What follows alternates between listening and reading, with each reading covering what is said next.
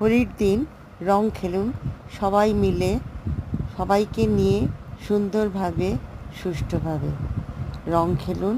এটা রঙের উৎসব। অপরের রঙের সাথে নিজের রং মিশিয়ে দিতে হবে। এটাই হচ্ছে রঙের উৎসব।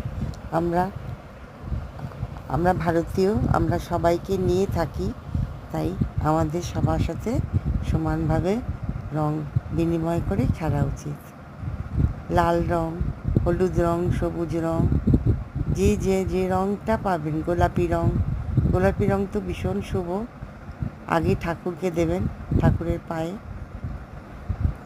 যেই ঠাকুরকে আপনার ভালো লাগে তার পায়ে দেবেন, দিয়ে হাত জোড় করে প্রণাম করে তারপর বড়দের পায়ে দিয়ে তারপরে ছোটোদেরকে দেবেন, সমবয়সীদের দেবেন।